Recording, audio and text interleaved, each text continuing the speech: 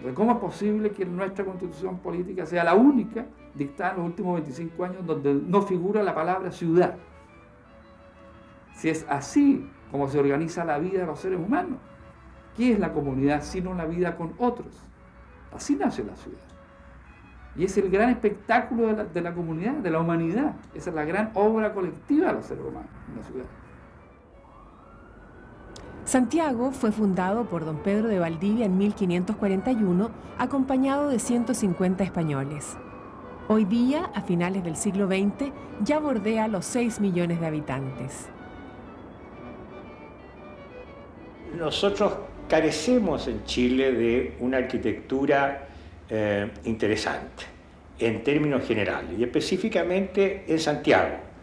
Alguien me decía que son 3 los lugares de más interés en ese sentido en Santiago. El patio de San Francisco, no la iglesia, el patio de San Francisco, la Moneda y la iglesia de Santo Domingo. Serían las 3 expresiones de interés colonial de mayor relevancia y que tendrían algún valor internacional.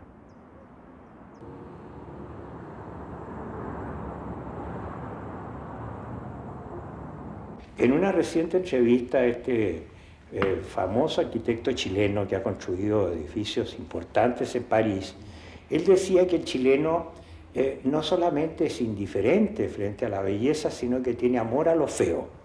Y yo creo que es así. El chileno tiene amor a lo feo. Le encantan las cosas feas y cuando ve una cosa bonita parece molestarlo, desconcertarlo. Se ha privilegiado la demolición, ¿no es cierto?, por sobre el espíritu de conservación y bajo la picota han caído muchos edificios de un cierto valor, ¿no? Este barrio tampoco ha constituido una excepción.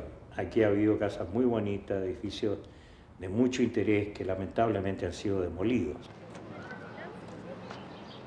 Estamos en la Plaza Yungay, rodeada por las calles Libertad, Santo Domingo, Sotomayor y Rosas. Aunque está a pocas cuadras del centro de la ciudad, sus habitantes conservan aún mucho del ritmo de vida, el ambiente y los recuerdos que fueron características de los antiguos barrios de Santiago Poniente.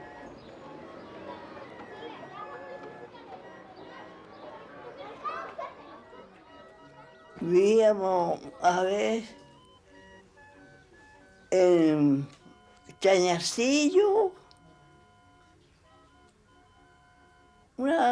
cerca de la estación Yungay, por ahí vivíamos.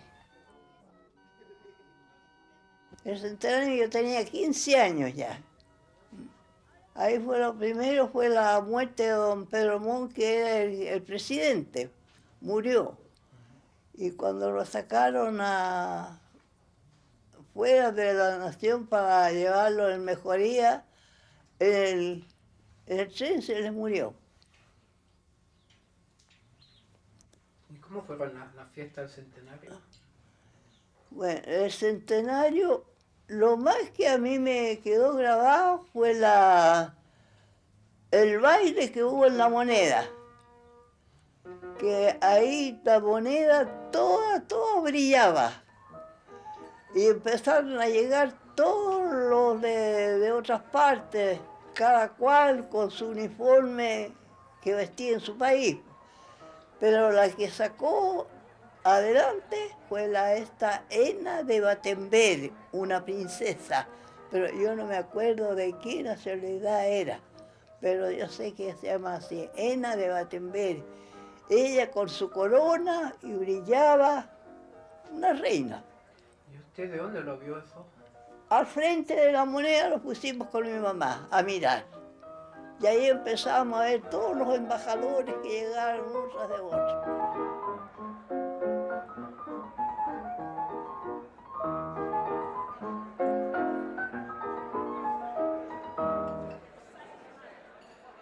El cometa también por el centenario. El cometa que salió.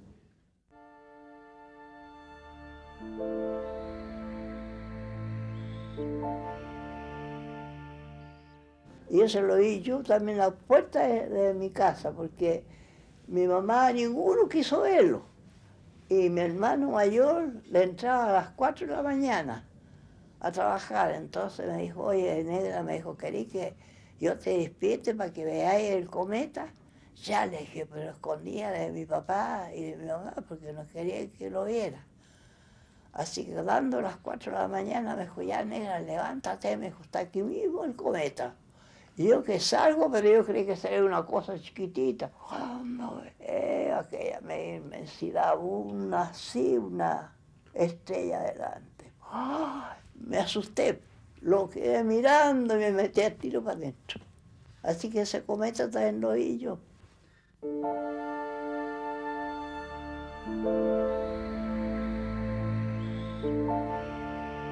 Un año que hubo una miseria fue cuando trajeron los nortinos aquí. Que llegaron los nortinos, se hizo una plaga de nortinos. Mire que ahí, por Providencia, ahí está la escuela dental, toda esa orilla de afuera, llena de nortinos afuera, hacían casucha, la comida afuera, todo así. Fue una miseria muy grande que vino. ¿Y eso es en los años 30 más o menos? ¿Cuándo? Sí, como el año 30. ¿A ustedes les afectó mucho la crisis del salitre? Completamente. Mucho, mucho nos afectó. Y muy, muy triste, muy lamentable todo aquello. Y un tío me dio Locateles, fíjese, llegó con la noticia. Dijo, el salitre se va a acabar, dijo, porque han descubierto el sintético. Y todos creímos que estas cosas del tío Pepe, dijimos nosotros. Y fue así. Fue así, el salitre ya era rey, po. Ahora existe el cobre. ¿Y su padre tenía pertenencias en el salitre? Claro, todos eran salitreros. Entonces toda la familia nos juntamos en una casa grande, ¿ves? Todos con ganas de tener su casita chica separada, moderna. El Palacio Astoreca pertenece hoy en día al Colegio de Contadores.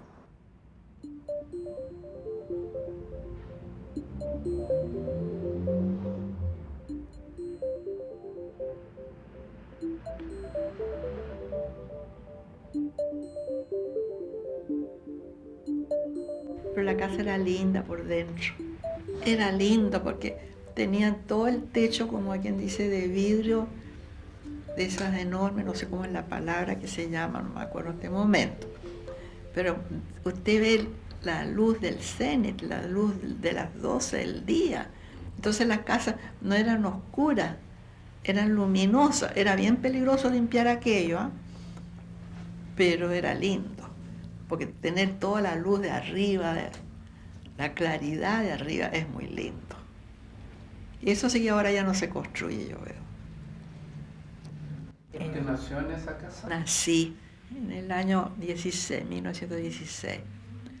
Hay un dormitorio grande y ahí nacía la gente por las casas. Yo estaba en el segundo piso, eran pisos inmensos de alto, porque mi padre, según él, el tamaño de una pieza va con la altura. Y como eran inmensas las piezas, los techos eran altísimos, pero esa es la proporción de ellos. Así que mi pieza, estaba la de mi mamá al lado, que era inmensa. Teníamos una estufa de acerrín, mucho frío. Bueno, y la azotea era linda para mirar cuando volvían los coches del Parque Cousiño. Y los mismos coches muy lindos. Y los dueños de casa muchas veces, ellos guiaban, ¿eh? Se lucían las señoras porque los coches eran como bajitos y escotados, no sé cómo le explico, no encapotados, sino que una cosa bien lucías todas las damas. Se veían preciosas, pues, con esas modas y todo. Era como un desfile eso. Exacto, cuando regresaban, eso era muy lindo. Y en la casa había un coche también, y Valentín, el caballo. Pero Valentín era nervioso, comía todo el hambre, todo, y no salía. Salió un día con la rueda, le pasó al cochero. No fue grave, pero fue un aviso. Entonces mi papá compró auto. ¿Qué año se construyó? En el año, espérese, 1910, en época muy de cambio, cuando las señoras se usaba la melena garzón, las falditas medias cortas ya. Fue ese momento, salieron los autos modernos, el Charleston, esas cosas, hubo como un corte ahí, entre lo antiguo y entró todo lo moderno. Empezó a oírse una palabra, el dólar. Antes era la libra esterlina. Y así ya empezó la vida moderna y los autos por todos lados y las horribles guerras europeas.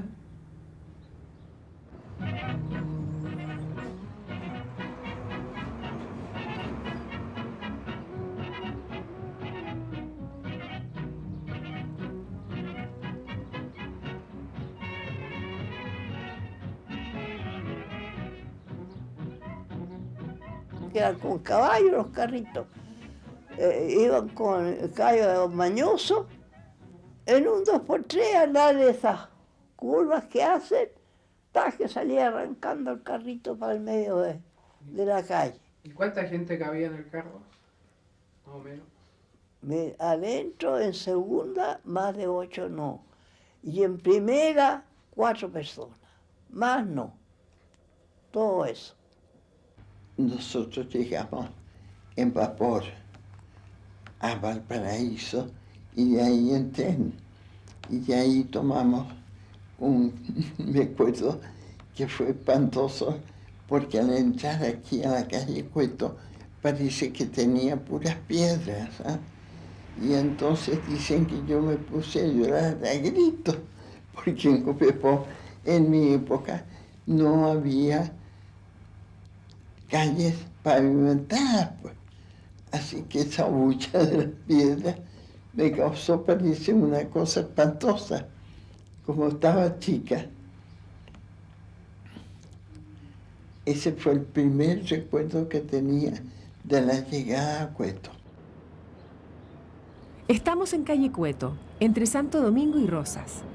Esta es la casa en que vivió Ignacio Domeyko desde 1848 hasta su muerte en 1889.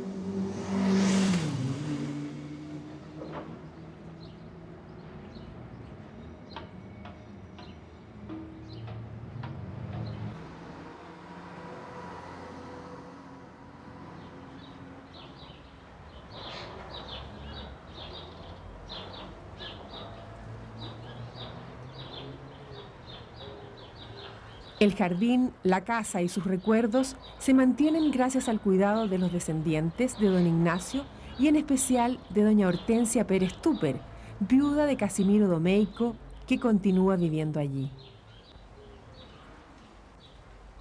¿Y cómo se vive en esta casa? Mire, lo que más me gusta es la parte espiritual, don Pedro.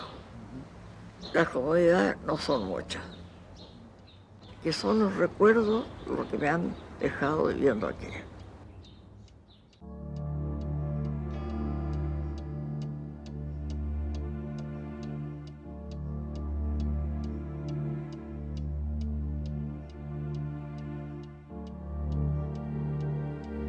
Ignacio Domeyko nace en Polonia en 1802. A los 28 años debe ir al exilio por haber participado en el levantamiento armado contra la dominación rusa de su patria. En París completa su formación estudiando geología y mineralogía. A Chile llega en 1838, contratado por el gobierno de Manuel Bulnes para crear el Colegio Superior de Geología en Coquimbo, donde permanecerá 10 años. Domeyko habría podido enriquecerse fácilmente en Chile gracias a sus amplios conocimientos, sobre todo de mineralogía, pero le interesaba más las ciencias y la cultura. En 1848 se radica en Santiago, participa activamente en la vida intelectual chilena de la época y cuando muere Andrés Bello es elegido rector de la Universidad de Chile, cargo que ocupó durante 30 años. Le encantaban las plantas.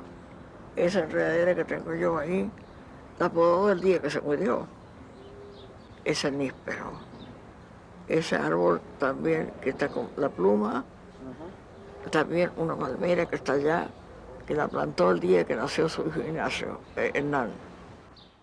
Cuando mi padre tenía 8 meses, se quemó ahí donde es el Congreso, una catedral, que había ahí una iglesia, y se quemó un 8 de diciembre. Y ese incendio fue horroroso, porque se murieron familias enteras. Y la abuelita y el abuelo se escaparon porque la guagua, que era mi padre, lloraba, lloraba y lloraba, dicen, en tal forma que por último la abuela y él dijeron, no vamos. Imagínese usted lo que fue de grande eso.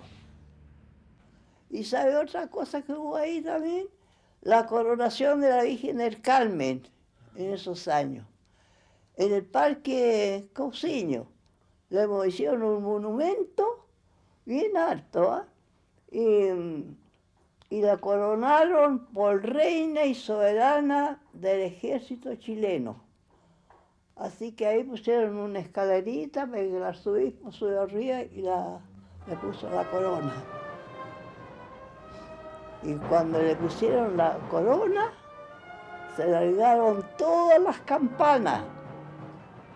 Pero la campana que más fuerte sonaba era la catedral. La catedral y una bomba que había en Santo Domingo. Esa sí parecía, no sé, juicio final.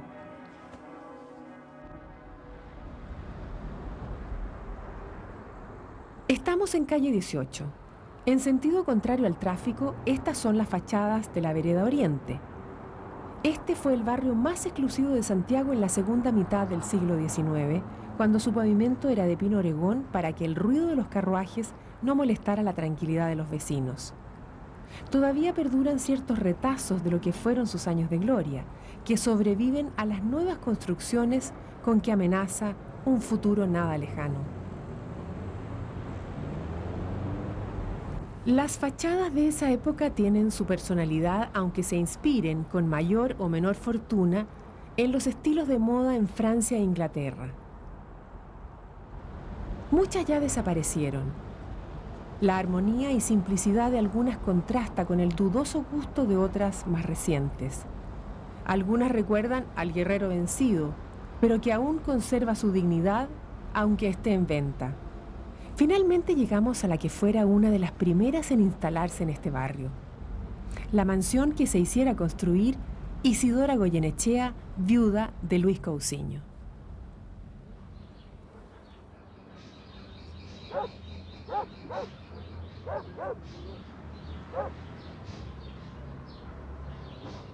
Los Cousiño Goyenechea eran una acaudalada familia, dueños de las minas de carbón de Lota y de plata de Chañarcillo. El palacio fue construido por el arquitecto francés Paul Latour. Su construcción duró 9 años y costó 2 millones de pesos oro de la época, es decir, más de 2.300 millones de pesos actuales.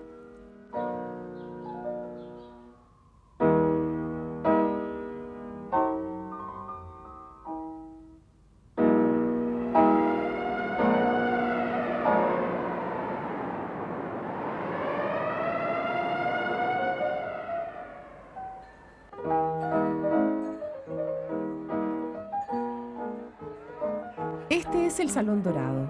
Su piso está confeccionado con parquet de finas maderas importadas: cedro, haya alemana, roble americano, ébano, nogal francés y caoba. Los muebles son estilo Luis Felipe.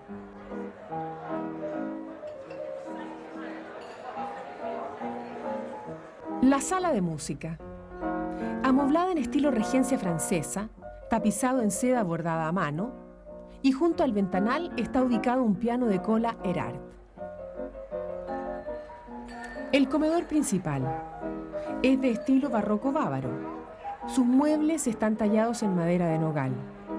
Aquí se conserva gran parte de la cristalería compuesta por piezas de cristal Balsan-Lambert, belga, y cristal Baccarat, francés.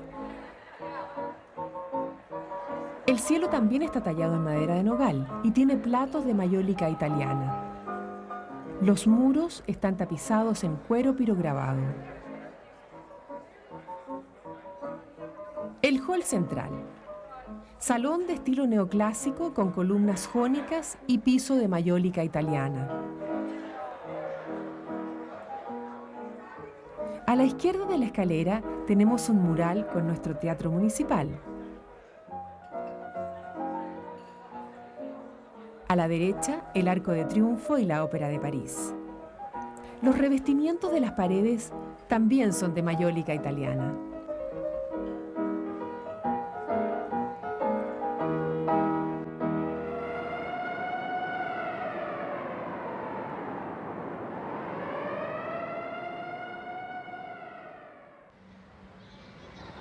Muchas grandes construcciones del pasado han sido demolidas. Sin embargo, hay excepciones.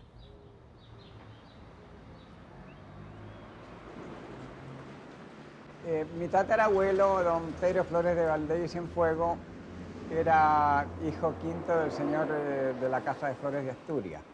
Entonces, era rector del Colegio de Nobles de San Pelayo de Salamanca, era profesor de la cátedra de volumen en la Universidad de Salamanca y le dieron el cargo de corregidor y gobernador de Paucartambo, en el Perú. Entonces él conocía en Madrid, conoció al sacerdote don José de Toro y Zambrano. Para ir al Perú tenía que pasar por Chile.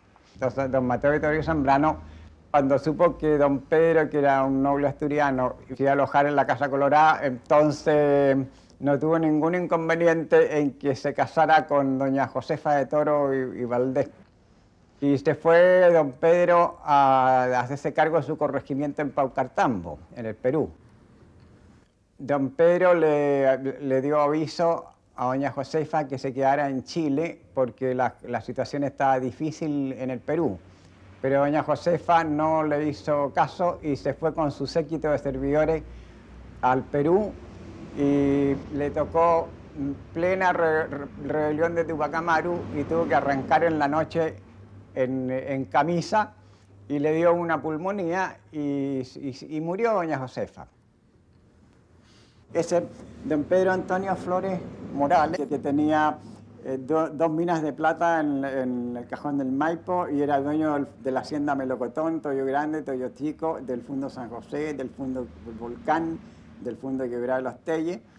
Y acá en Carmen con Marcoleta tenía una manzana de casa y la casa de él tenía 4.000 metros de superficie. Era riquísimo el caballero.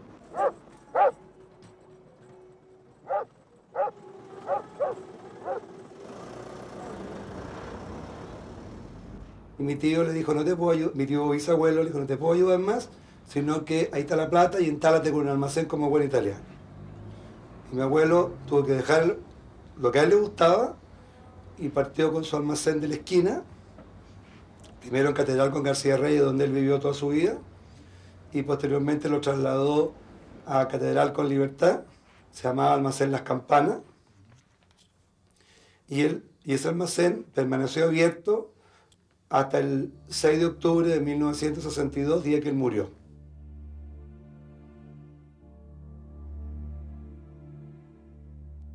Un almacén muy sencillo, pero era un hombre intelectual extraordinario. Se juntaban ahí en las tardes todos los intelectuales que vivían por aquí, por este barrio, y aún venían de otras partes. Una cosa increíble. Se reunían en las tardes en el almacén de mi abuelo y muchas veces se bajaba la cortina y se seguía hasta largas horas de la noche conversando con mi abuelo. Hasta presidentes de la República, siendo presidente de la República, fueron al almacén de mi abuelo a conversar con él y con los otros contertulios que estaban ahí.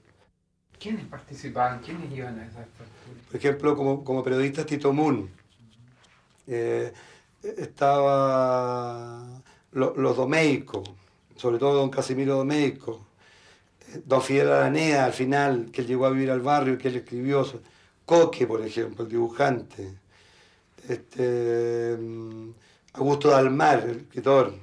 Augusto Dalmar, en el almacén de él, conoció a la famosa, que escribió un libro muy famoso de una mujer muy bonita que había en este barrio y que tenía una vida así muy disipada, porque parece que eran muy pobres ella y su madre, y entonces ella se dedicó a eso.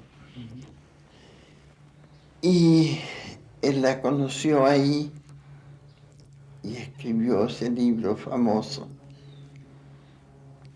que lleva el nombre de ella. ¿Qué nombre? No me acuerdo. Yo lo leí hace muchos años.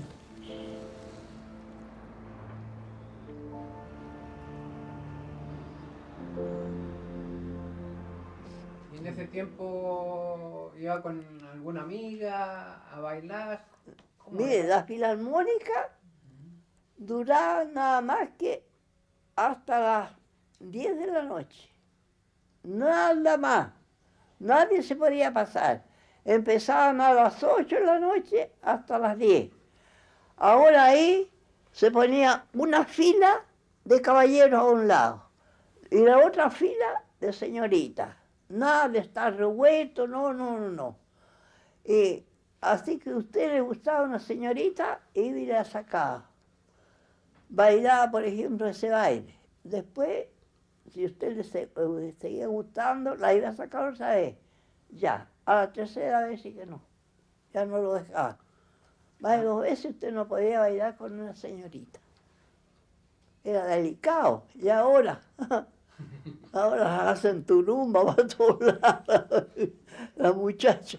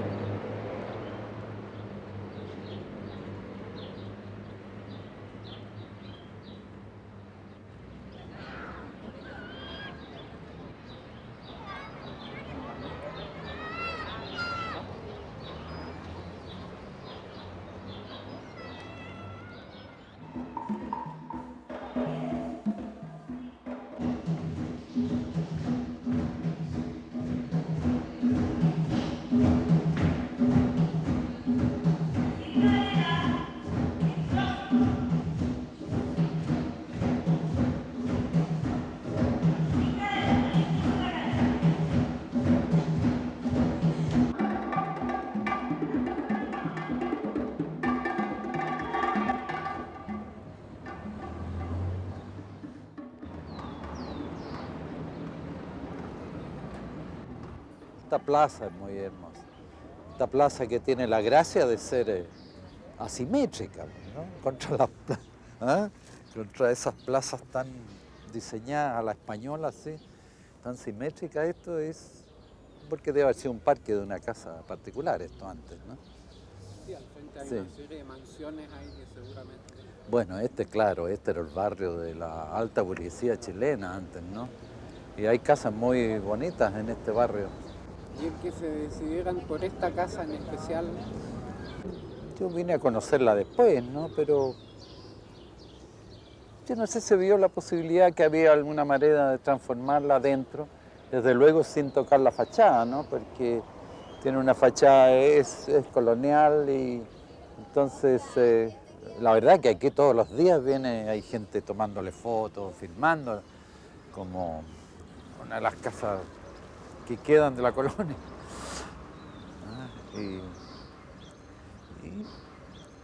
Y parece que hay cierto como orgullo en el barrio por la casa. Sí, no se podría tocar de ninguna manera, nadie soñaría en tocarle la fachada. La Embajada de Brasil estaba instalada ahí frente a la plaza y por eso se llama Plaza Brasil, Una casa de 3 pisos que después fue de la familia Guerra. Por eso se llama Plaza Brasil, que cuando se inició la Plaza Brasil se empezó a construir a principios de siglo, 1905, creo yo, algo así. ¿En cuál de las calles estaba la...? En la calle Compañía, entre Brasil y Maturana, justamente a mitad de cuadra, una casa estucada de 3 pisos, así como de piedra, media italiana, una casa florentina.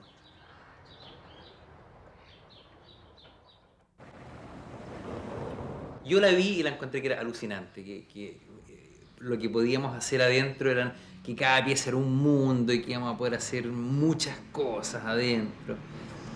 Y lo cierto es que eran casas tremendamente pretenciosas. Lo que pasa es que yo también he sido hombre de teatro y me parecía que eso la llenaba de encanto a la casa. Toda su pretensión un poquito trasnochada ya, me parecía maravillosa.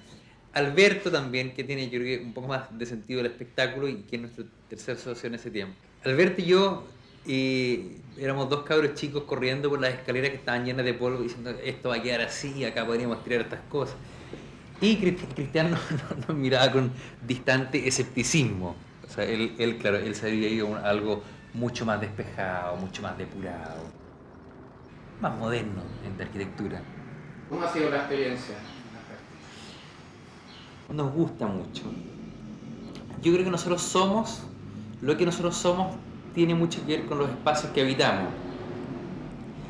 Para mí es evidente que nosotros seríamos algo muy distinto si tuviéramos un departamentito chico en Los Leones con Providencia, o en Nueva Vitacura.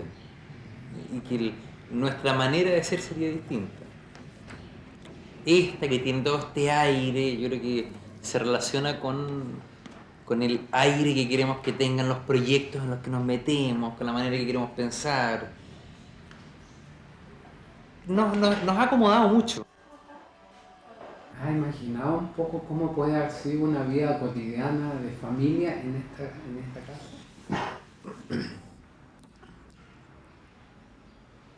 Bueno, hay algo muy curioso. El último habitante de esta casa fue su dueña, que murió pasados los 90 años, que vivía sola con 2 criados en la casa. La casa tiene 1000 metros cuadrados construidos. Y nosotros somos los primeros habitantes que no vivimos acá. Antes vivía esta señora. ¿Qué nombre, qué familia era? Ella era de apellido Harlow Infante. Pero no sé si ella era de los dueños originales de la casa. Pero me imagino que si una familia, es evidente que esta habría calzado muy bien con una familia de muchos hijos, ¿no?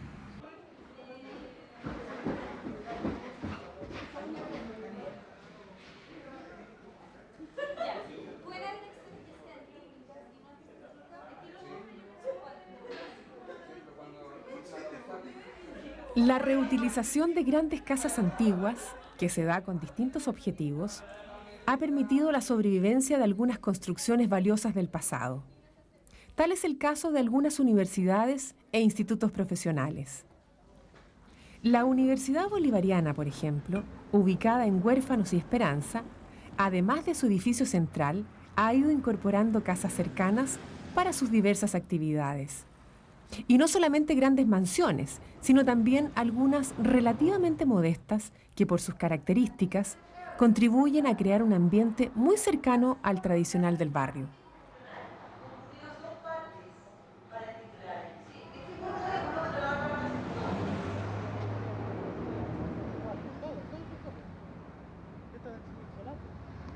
En este centro de eventos, en la calle 18, se han aprovechado las generosas dimensiones características de las construcciones antiguas.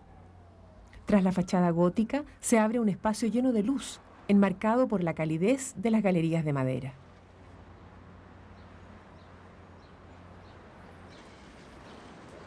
Bueno, este edificio fue construido a principios del siglo, exactamente por ahí, por el año 20, año 25.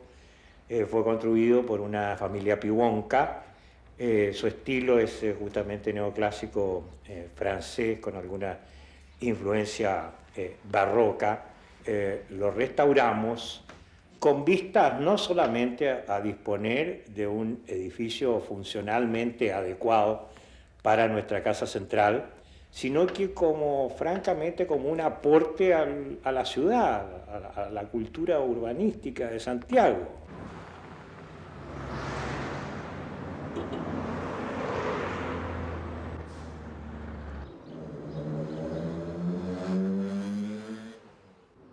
¿Y hay algunas mansiones o, digamos, casas interesantes que tú recuerdes que estén todavía?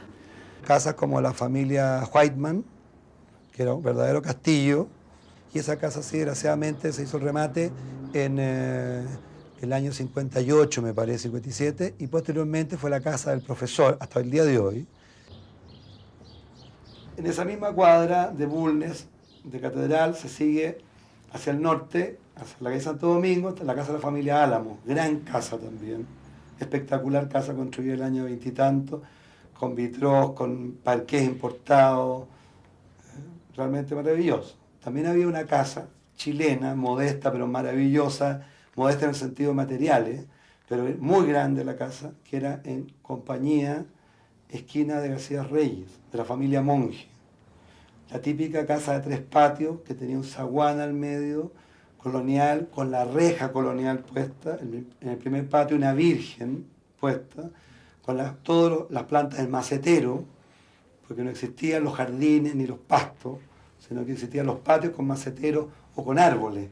La palmera, por ejemplo, marcó un hito a contar de 1880 en adelante, cuando llegaron los paisajistas franceses incorporaron la palmera. Una que no está, que era lindísima, Compañía, esquina de Camin, la casa de la familia Madrid y después de los Menchaca Lira. Una casa lindísima, neoclásica, con estatura de un piso, con unos vitrós maravillosos, importados, y fue demolida hace 4 años atrás.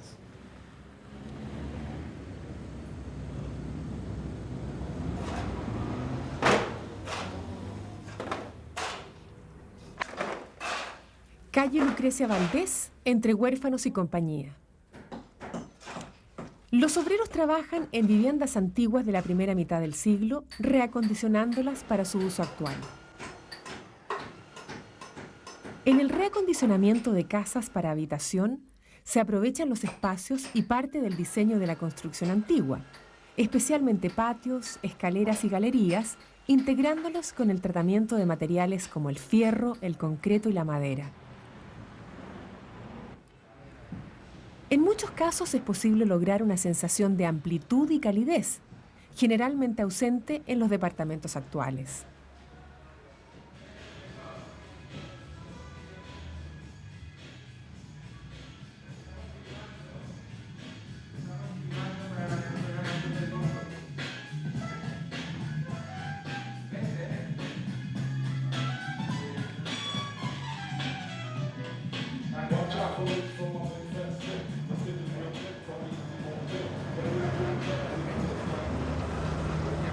En algunas calles cercanas a la Plaza Yungay, como algunas cuadras de Maipú, por ejemplo, se mantiene el antiguo ambiente del barrio con sus fachadas continuas y alturas no mayores de 3 pisos.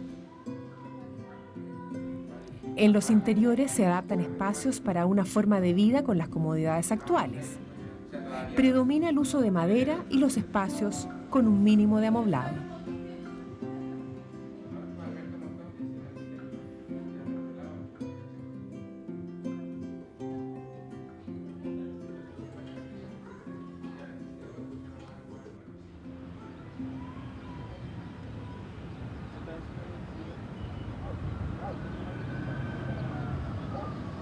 ¿Qué piensas de toda esta renovación que hay del barrio actualmente?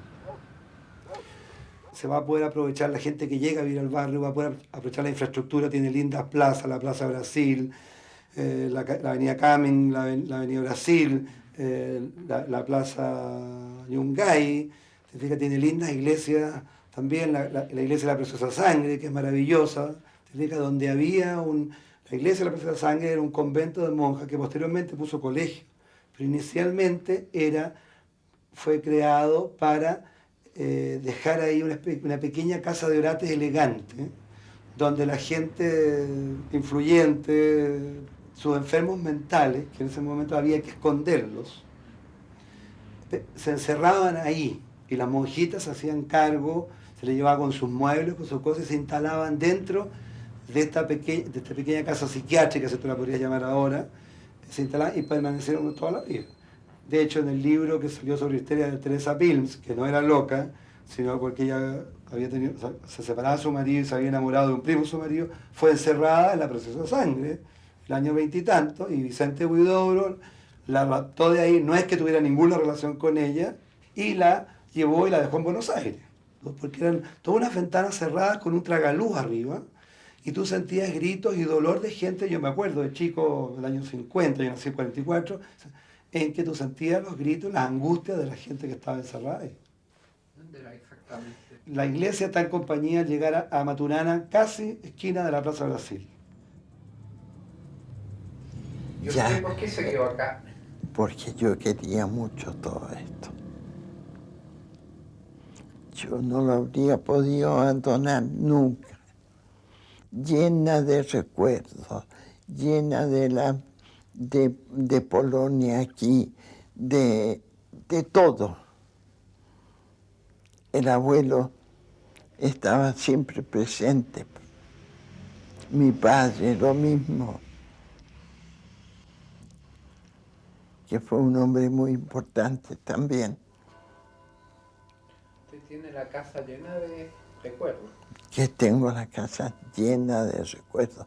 Y afuera en el jardín, que una planta del tiempo del abuelo, que los sapitos del tiempo del abuelo, que cantan en la noche, todo una cosa muy romántica. No lo habría dejado nunca. Para decirlo en forma exagerada, una prima mía, la Tuca Vicuña, me decía el otro día que hoy día el que no vive en la dehesa es roto. Entonces, exagerada la opinión, pero la verdad es que la gente se está clasificando según los barrios. Todos quieren irse a vivir a la dehesa, no sé por qué. Un sobrino mío vive allá, pero otros vuelven al centro. Por ejemplo, la Consolito Saavedra, mi sobrino, mi sobrina, la de la televisión, está viviendo en Manuel Valdés Vergara, en un departamento. Poco a poco la gente, mi hermana se vino a vivir a esos departamentos del Santa Lucía. Precioso el departamento, a todo lujo, muy bonito. ¿Dónde se cambiaron? Para Providencia. Providencia. Enfrente del Teatro Italia, ¿lo conoce usted? El Teatro Italia, que está a llegar a Salvador, estábamos. Ahí al frente había un cité, en esa cité, donde yo vivía con mis 9 niñitos. Ha cambiado todo el mundo, porque a mí, ya lo recuerdo, queda una de las Cafarinas, la Toya, que es la mamá de Julieta, del que es ahora el que manda todos los militares, pues, que es un personaje, es un muchacho, para mí, un niño que tiene grandes dotes. La Toya es la única que vive aquí. Y mi cuñada aquí al lado, la Hortensia Pérez Tupper, que ustedes la conocieron, pues. Sí. Claro. Mi familia se fue al año 57 del barrio. Todo el mundo como que tú eras ya apartado. ¿Ya? Entonces había una presión social que había que salir del barrio. ¿Te fijas? Se decía que el barrio era hediondo, que era feo, que era aquí. ¿Te fijas? Entonces eso mismo produjo, ¿qué es lo que pasó? Todo el mundo se fue a vivir al Golfo, a Providencia, a Bilbao. Y es lo que ha pasado ahora, que ya la gente del Golfo, Providencia, Bilbao, no vive ahí, sino que vive ya en la dehesa, vive en Los Dominicos, vive arriba del cerro, vive en Huechuraba. Entonces la ciudad se va desarmando y va quedando sin historia, y eso es lo que ha pasado. ¿Por qué te desarman Providencia ahora? ¿Tú has visto cuántas casas lindas, cuántas cosas con historia han sido demolidas? Lo mismo. Entonces, pobre barrio. Yungay. Vamos por las últimas cuadras de calle Maipú hacia el norte. Muchas de estas casas no resistieron el terremoto de 1985. Otras simplemente han sido demolidas para dejar lugar a nuevas construcciones. En todo el sector de Santiago Poniente se levantan cada vez con mayor frecuencia monumentales edificios de departamentos de 10 a 20 pisos en evidente contraste con las casas antiguas del barrio.